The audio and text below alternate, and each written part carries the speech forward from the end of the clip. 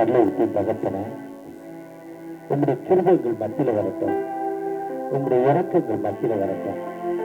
இந்த ஜீவ ஒளி நான் உலகத்துக்கு ஒளியாய் இருக்கிறேன். எந்த மனுஷனை பிரகாசிக்கிற ஒளி அந்த மெய்யான ஒளி தான். அவருக்குள் ஜீவன், அந்த ஜீவன் மனுஷருக்கு ஒளியாய் இருந்தது. நான் உலகத்திற்கு ஒளி என்ற வார்த்தை, இந்த ஜீவ ஒளி அநேருக்கு ஒளி விடமாய் இந்த பகுதி மக்களுக்கு கஷ்டத்தின் மத்தியில, வேதனின் மத்தியில, கடைசி நேரத்துல இங்க வந்து ஜெபிக்கிறப்ப லாசருவே வெளியே வா என்று சொல்லி அழைத்த தகப்பன் இருந்த அநேக மக்கள் விடுதலை கொடுக்கிறது நம்பிக்கையோடு பிதா குமாரன் பரிசுத்தாவின் திரியகனத்தினால் நாங்கள் இதை பிதா குமாரன் பரிசுத்தாவின் திரியமத்தினால் ஆமென். என் பலனே என் கோட்டையே ஆராதனை உமக்கே, என் பலனே என் கோட்டை. அன்புக்குரியவர்களே, ஜீவ ஒளி திருச்சபை. ஒளி என்பது வெளிச்சம். இருளை மாற்றி ஒளி உண்டாக கடவுது என்று சொன்னார் ஆண்டவர். முதல் வார்த்தை, ஆதியிலே தேவன் வானத்தையும் பூமியும் சிருஷ்டித்தார். பூமியானது வெறுமையாயும் ஆழத்தின் மேல் இருள் இருந்தது, அந்தகாரம் இருந்தது. முதலாவது அவர் சொன்னது உண்டாக கிடவது, லைட், சன்லைட். ஒளி இல்லைன்னா வாழ்க்கை இல்லை. அந்த ஜீவ ஒளி திருச்சபை. ஆண்டவர் அவருக்கு அன்பான நண்பா ஐயா மனவா மாறிவிட்டுருக்கு.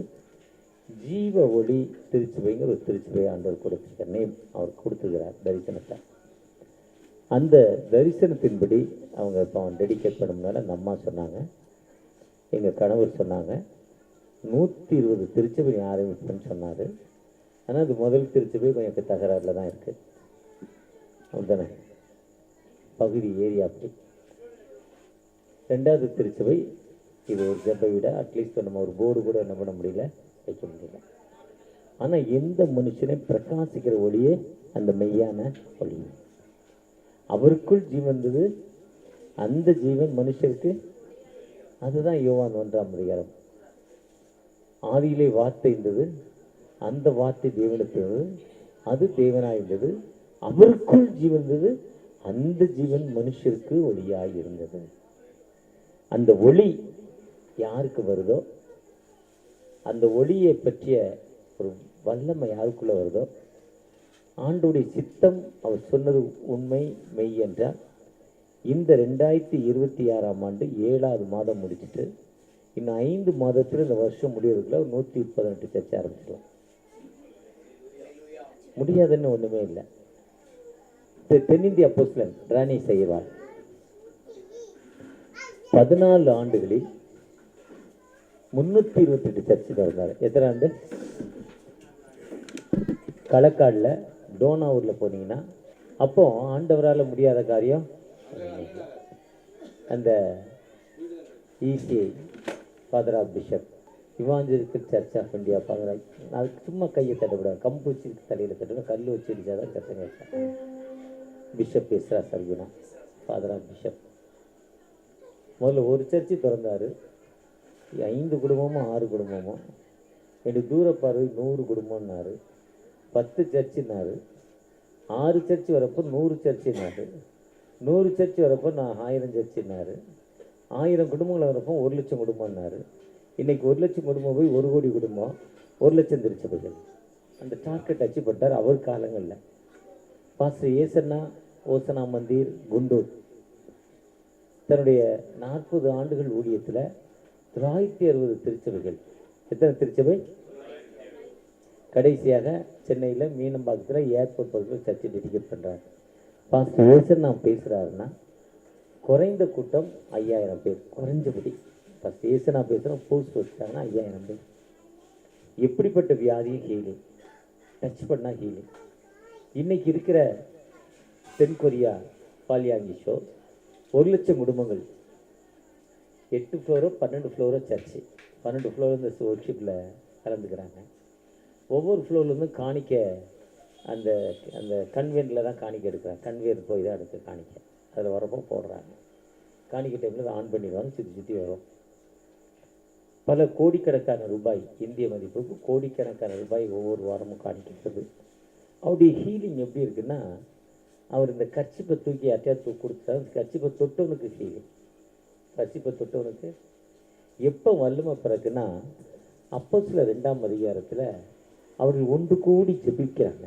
அங்கே இருக்க யார் ஒன்று கூடி ஜெபிக்கிறாங்க. ஜெபிக்கிறப்பன்னா கிட்டத்தட்ட 40 வயதுள்ள ஒரு முடவன், அப்போஸ்தலர் 4:22 சொல்லுது, 40 வயதுள்ள முடவன், பிறவியிலேருந்தே நடக்க முடியல. அவன் என்ன பண்ணுறதுக்கா, எழுந்தான், குதித்தான், நடந்தான். அதுக்கப்புறம் தான் அங்கே என்னாச்சு, ஒரு பெரிய மிரக்கல். அப்போஸ்தலர் 14 பர்னபா பவுல், பர்னபாவை தான் கூட்டிக் கொண்டே அந்தியோகியால பவுலை இன்ட்ரடியூஸ் பண்ணுறாரு. ஆனால் பவுலுடைய அந்த திறமை, ஜெபிக்கிற வல்லமை, ஆண்டோடைய உடன்பாடு தான் அப்போஸ்தலர் 14 ஒரு ஹீலிங். அதுக்கப்புறம் பார்த்தீங்கன்னா பவுல் பர்னபான்னு மாறிட்டார். பவுல் பர்னபா பவுல் இருந்தவர். அப்போஸ்தலர் 11ஆம் அதிகாரத்தில் பவுல் பர்னபான்னு இருந்தவர், பர்னபா பவுல் இருந்தவர். அதுக்கப்புறம் பவுல் பர்னபா, பவுல் முன்னால் வந்துட்டார். அதுக்கப்புறம் 2 பேருக்கும் பிரச்சனை. பர்னபா தனியாக போயிட்டாரு, பவுல் சீலாவை கூட்டிகிட்டு தனியாக ஊழியத்துக்கு வராரு. அப்போ ஆண்டோடைய கிருபை நம்ம மேலே வர்றப்போ ஆண்டவர் என்ன பண்ணுவார், உயர்த்தும் ஆண்டவர். ஆண்டவரால் முடியாத காரியம் ஒன்றுமே இல்லை, எல்லாம் முடியும். அவரால் முடியாத காரியம் இப்படி தான் நடக்கணும்னா இப்படி தான் நடக்கும். அவரால் முடியாத காரியம் என்னையால் முடியுமா, என்னையால் முடியுமான்னு நீங்கள் கேட்கலாம், என்னையால் நடத்த முடியுமான்னு நீங்கள் கேட்கலாம். ஆண்டவர் நடத்துகிறப்போ நான் ஒன்றுமே இல்லை, நான் யார், சைபர். நான் நிர்மூலமாக அதற்படும் கர்த்தருடைய சுத்த கிருபை. கர்த்தருக்கு பயப்படுறப்போ அவர் செய்கிற காரியங்கள் மிகவும் வல்லமை உள்ளது. நேற்று ராத்திரி ஏசாயா 29 ஏதோ இடத்துல வாசித்தேன். அதை காலையில் எரேமியாவில் ஒரு தம்பி கண்டுபிடிச்சி சொன்னார். ஆனால் நான் தேடின வசனம் அது இல்லை. கர்த்தருக்கு பயப்படுறப்போ கேட்டுதெல்லாம், அதுதான் கல்யாணத்தில் வாசிப்பாங்க. ஏன்னா வேதத்துடைய முதல் பண்டிகை, முதல் நிகழ்வது திருமணம் தான். அதுதான் 128:1. கர்த்தருக்கு பயந்து, யாருக்கு பயப்படணும், கர்த்தருக்கு பயப்படுறப்போ கர்த்தர் நம்ம காரியங்களை வாய்க்க செய்வார். விசேஷமாக இவர் ஒரு 2 மாதம், 1 மாதத்துக்கு முன்னால் ஒரு நாள் ஃபோன் பண்ணார். அண்ணாச்சி, நான் ஒரு வில்லேஜ் மினிஸ்ட்ரிக்கு போய்கிட்டு இருக்கேன், ஞாயிற்றுக்கிழமை மாலை, பொதுவாக சண்டே மார்னிங் ஈவினிங் ஏதாவது ப்ரோக்ராம் எனக்கு இருந்துக்கிட்டே இருக்கும். கிளம்புற நேரத்தில் நான் ஒரு கிராமத்துக்கு போகிறேன்னாச்சு. அந்த கிராமத்துக்கு எங்களை சேர்க்கலை, விட மாட்டாங்க, வரக்கூடாதுன்னு சொல்லிட்டாங்க. நான் மீறி அந்த கிராமத்துக்கு இப்போ போகிறேன். இது நான் நெட்டில் டவுன்லோட் பண்ணலை, ஐயன் மேலே நெகேமியா சொன்ன வார்த்தை. நான் மீறி கிராமத்துக்கு போகிறேன், நீங்கள் ஜெபம் பண்ணிக்கோங்கன்ட்டு போனார். ஆனால் அவரும் அவருடைய துணைவியாரும் எத்தனை மணி நேரம் ஆண்டுகிட்ட காத்திருந்து ஜெபம் பண்ணாங்களோ, நானும் அவருக்காக அன்றைக்கி ஒரு சில மணித்துளிகள் ஞாபகம் வரப்பெல்லாம் தோத்திரம் சொல்லிக்கிட்டே இருந்தேன். ராத்திரிலாம் தோத்திரம் சொன்னேன். ஆனால் அவர் போயிட்டு வந்து என்ன நடந்ததுன்னு எனக்கு சொல்லலை. போயிட்டார், வந்தார், சாப்பிட்டாரு, தூங்கிட்டார். இப்போ 4 மணிக்கு ஜெபம் பண்ணேன்னு சொல்கிறாரு, அவ்வளோதான். நம்மளை பார்க்கவா செஞ்சோம். ஆனால் நான் திரும்ப வாக்கிங் போகிறப்போ காலையில் 7 மணிக்கு அவருக்கு ஃபோன் பண்ணி 7:30 இந்த கும்பகோணம் பகுதிக்காக நான் ஜெபிக்கிற அந்த 1 நிமிட நேரம், கும்பகோணம் பகுதி ஊழியர்களுக்காக, நெகேமியாக்காக, மனவா மாரிமுத்துக்காக, வலங்கமான் மகிமைதாஸ், கருணைதாஸுக்காக, இப்படி தெரிந்த நண்பர்களுக்காக, ஒரு சிலருக்காக 1 நிமிடம் ஜெபிப்பேன். இந்த கும்பகோணம் பகுதியில் இருக்க எதிர்ப்புகள் மாற்றப்பட வேண்டும் கேட்டேன். போனோன்னாச்சு, எதிர்த்தாங்க. ஒருத்தர் வந்தார், போங்கடா, அவர் ஜெபம் மட்டும் போகிறான், உனக்கு என்னடான்னாரு, போங்கடான்னாரு. அவர் சொன்னோன்னே எல்லோரும் போயிட்டாங்க. அவங்க சொன்னாங்க, இவங்கெல்லாம் கிறிஸ்தவனாக மாறிட்டாங்க, துட்டு போயிடுமேங்கிறாங்க. போடா சொன்னார். நாங்கள் இன்றைக்கி வந்தோன்னே அந்த மேட்டரை கேட்டேன், திரும்பவும் கேட்டேன். கரெக்டாக நடந்துகிட்டு இருக்குனாரு. கடவுளால் முடியாத காரியம் ஒன்றுமே, கர்த்தர் நினைக்கிறப்ப என்ன நடக்கும், தேவனால் கூடாதது தேவனால் எல்லாம் கூடும். ஏன்னா அவர் சங்கீதம் 24, பூமியும் அது நிறைவும் அது நதிகளுக்கு மேலாக ஸ்தாபித்து கடலுக்கு மேலாக அஸ்திரம் போட்டார். யார் அந்த மகிமையின் ராஜா? சேனைகளில் யார் அந்த மகிமையின் ராஜா? பூமியும் நிறைவும் என்னுடையது, நான் சொல்ல ஆகும். அதுதான் ஆதியா அந்த மத்திய 28:10, நீங்கள் புறப்பட்டு போய் சகல ஜாதியின் சீஷராக்கி பிதா குமாரன் பரிசுத்தாவின் தெரியாமத்தினால் அனுசரணம் உலகத்தை முடிவு பிடித்தோம். வானத்திலும் பூமியிலும் சகல அதிகாரம் எனக்கு கொடுக்கப்பட்டிருக்கு. அந்த அதிகாரத்துல ஆண்டவர்கிட்ட காத்திருந்து ஆண்டோடைய சித்தத்தின்படி நடக்கிறப்போ ஆண்டவர் நம்மை கைவிட மாட்டார். அந்த ஜீவ ஒளி திருச்சபை அவர் நினைக்கிற மாதிரி 120 திருச்சபை ஆண்டோடைய சித்தம், ஆண்டவர் சொன்னது உண்மைன்னா, ஏன்னா அவங்க சாட்சி ஒரு சாதாரண சாட்சி இல்லை, ரொம்ப பெரிஃபுல்லான சாட்சி. டாக்டர் சொல்றாரு 35 வருஷத்துக்கு மேலே கிட்னி கட்டி கேன்சரு, மருத்துவத்தில் முன்னேற்றம் இல்லை, கும்பகோணத்தில் வயத்தக்கரகருன்னு இருக்கிறாங்க, இனிமேல் குழந்தை பிறக்கால செத்து போகுங்கிறாரு. இவர் கடவுள்கிட்ட போய் ஜோம் பண்ணுறாரு.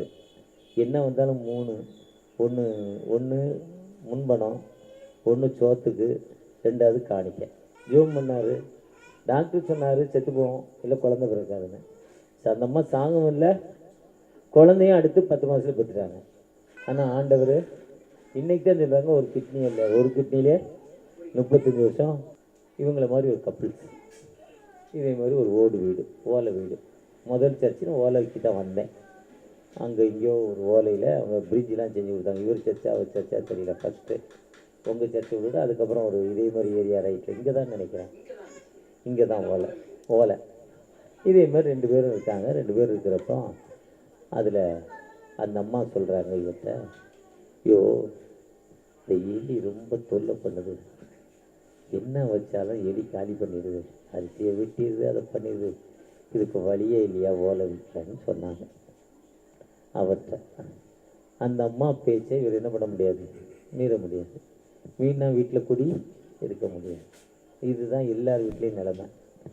உடனே அவர் சொன்னார், கவலைப்படாதடி, கடைக்கு போகிறேன், அந்த பூச்சி மருந்து விற்கிற இடத்துல ஒரு மருந்து வாங்கிட்டு வரேன், அதை அந்த எலிக்கு வச்சு என்ன பண்ணிடலாம், கொண்டுடலான்னு சொன்னார். இந்த எலி கேட்டுச்சு.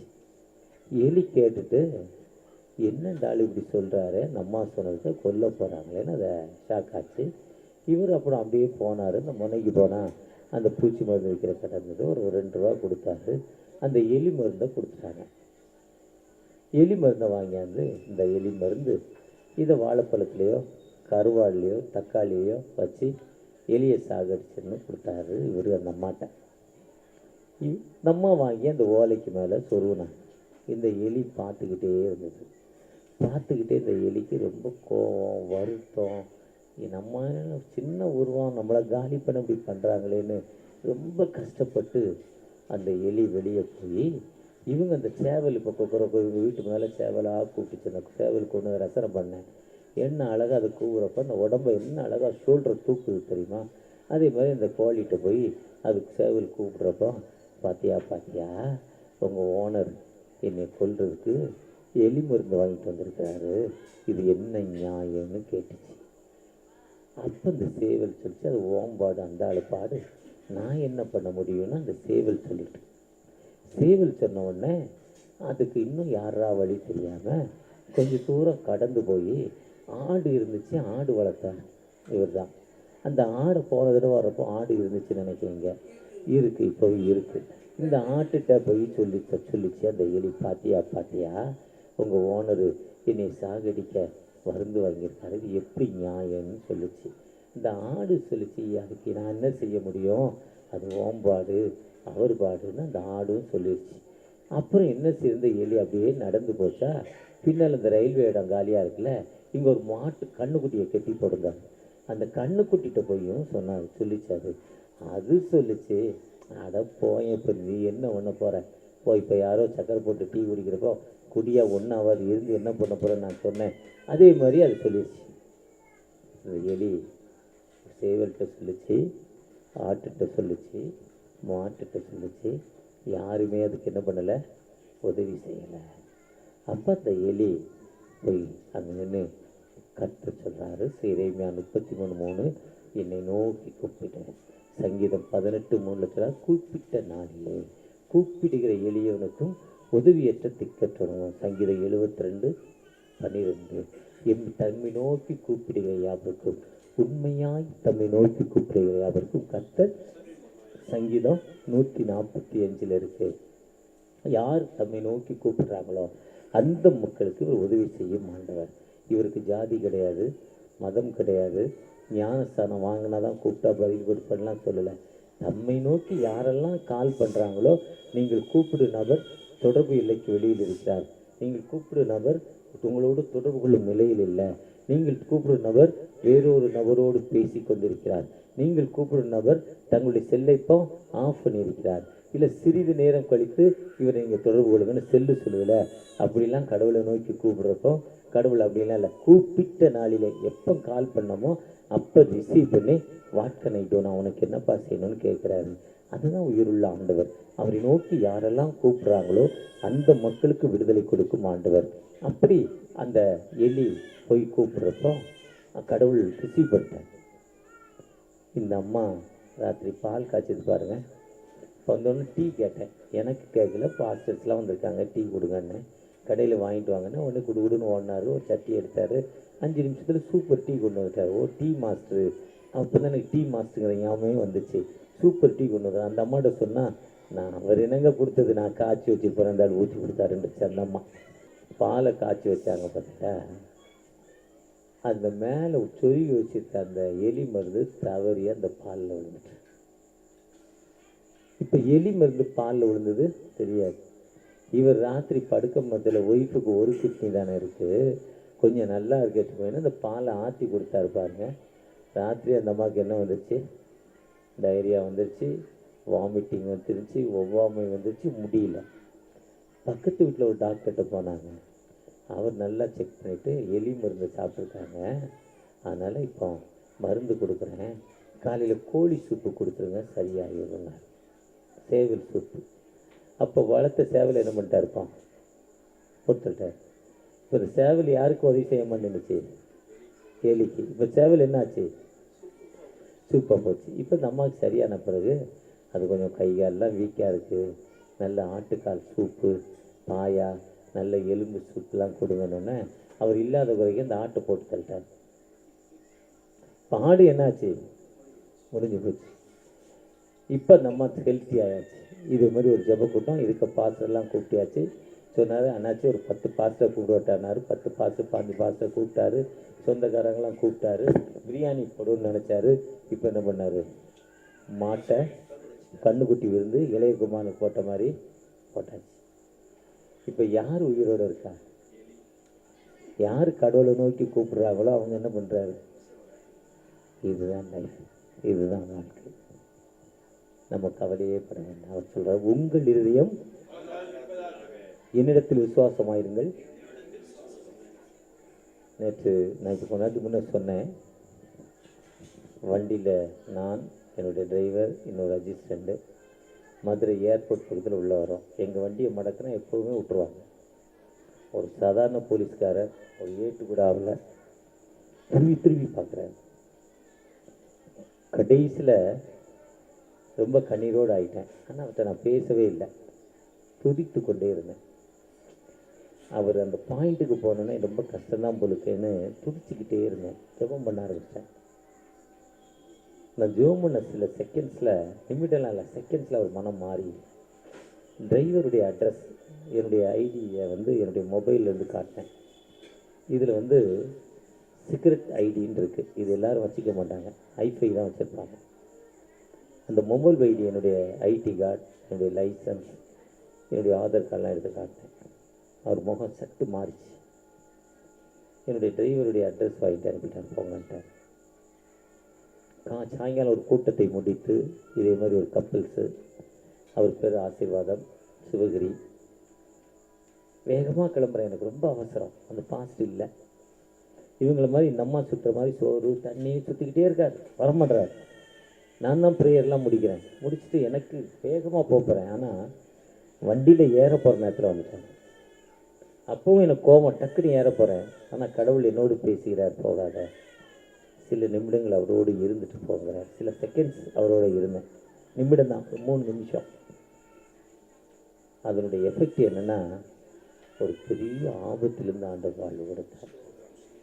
தம்மை நோக்கி கூப்பிடுகிற யாருக்கு நீங்கள் ஆண்டவர் உங்களை அழைத்த ஆண்டவர் உண்மையுள்ளவராக இருந்தால் 120 சர்ச்சு ஒன்றும் அவருக்கு என்னது பெரிய காரியம் இல்லை.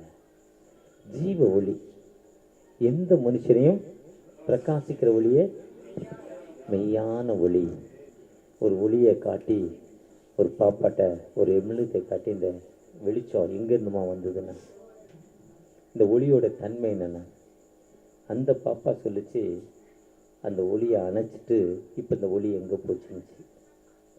அந்த ஒளி எரியிறப்போ அது தன்னைத்தான் அழித்து பிறருக்கு வெளிச்சம் கொடுக்கு. இதுதான் லைஃப், இதுதான் சர்ச். சர்ச் என்பது தன் வாழ்வை பிறருக்கு அர்ப்பணிப்பது. வாழ்வை அர்ப்பணிக்கிறப்போ அந்த ஆண்டவர் நம்மை உயர்த்தும் ஆண்டவர். நாம் பிறருக்காக ஜெபிக்கிறப்போ பிறருக்காக கொடுக்கிறப்போ ஆண்டவர் எல்லா நிலையிலும் உயர்த்தும் ஆண்டவர். ஒரு காலம் இவர் 2 வருஷம் ஆச்சா ஜிக்மருக்கு போய் மண்டையில் கட்டி அவர் ஒய்ஃபு நினைக்கல, அவரு நினைக்கல, நான் நினைக்கல, இத்தனை ஆண்டுகள் அவர் இருப்பாருங்க. ஆனால் ஆண்டுடைய சித்தன்னு ஒன்று இருக்கிறப்போ யாருமே என்ன பண்ண முடியாது, ஒன்றும் பண்ண முடியாது. அந்த கடவுள் நம்மோடு இருக்கிறப்போ, அந்த ஆண்டவர் அந்த தேவன் நம்மோடு இருக்கிறப்போ ஒரு கால் நம்ம யாரும் என்ன பண்ண முடியாது, கைவிட முடியாது. நம்முடைய திட்டங்களின்படி ஒருவேளை இந்த திருச்சபை, இந்த ஜெப வீடு, இது திருச்சபையோ ஜெப வீடோ, இங்கே நீங்கள் உண்மையாக ஜெபிக்கிறப்போ இந்த சத்தத்துக்கு செப்பி கொடுக்குறப்போ ஆண்டவர் உங்களை உயர்த்தும் ஆண்டவர். அந்த ஆண்டவர் ஒரு காலத்திலும் கைவிட மாட்டார். அந்த ஆண்டவரை நோக்கி பார்க்கிறப்போ நிச்சயமாகவே பெரிய விடுதலை உண்டு. அந்த ஆண்டவரை நோக்கி தகப்பனே எங்களை பிளஸ் பண்ணுங்க, எங்களை ஆசீர்வதிங்க, உங்களுடைய கிருபையை தாங்க தகப்பனை நோக்கி பார்ப்போமா. இப்போ சனையில் பெரியவரே ஆராதனை ஆராதனை உங்களை நோக்கி பார்க்கிறோம். உங்களுடைய கிருபையை தேடி இருக்கிறோம். இந்த ஜீவ ஒளி திருச்சபைக்காக எந்த பகுதியில், எந்த கிராமத்தில், இந்த இடத்துல இந்த ஒளி உள்ள திருச்சபையா நீ ஒளியா அருமையான அந்த சகோதரர் மனைவா மாறிவிட்டு மாறிவிட்ட ஐயாவை பிரகாசிக்கிற ஒரு மனிதனாய், அவருடைய துணைவியாரை பிரகாசிக்கிற மனிதனாய், அவருடைய பிள்ளைகளை கொடுக்கப்பட்ட பேர பிள்ளைகளை அவரோடு இணைந்து படித்த ஒவ்வொரு பிள்ளைகளும் அவங்க காலையில் 4 to 5 ஜெபிக்கிற ஜெபங்களை பார்த்துட்டாம ஜெபிக்கிற ஜெபத்தில் ஒரு வல்லமை, ஒரு அற்புதம், ஒரு அடையாளம் தகப்பனே இந்த பகுதியில் பெரிய எழுப்படும், ஒரு பெரிய அற்புதம் இந்த பகுதியில் வேணுப்பா. உங்களுடைய வல்லம் இந்த பகுதி முழுவதும் வேணும்ப்பா. ஆசீர்வதிங்க. எங்கள் நல்ல ஆண்டவரே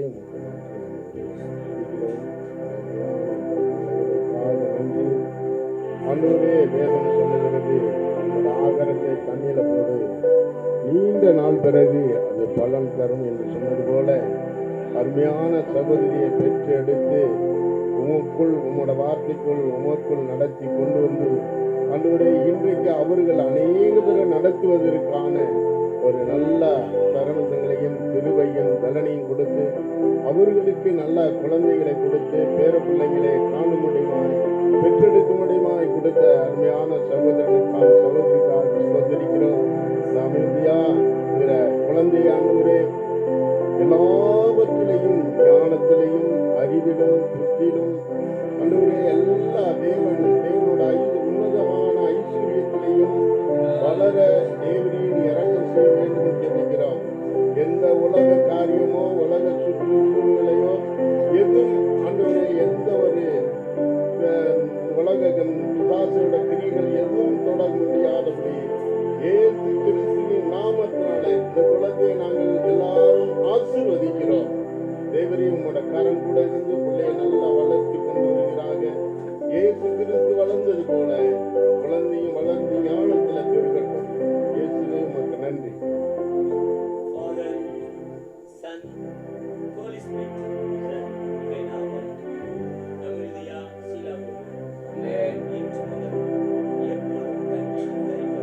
Amen.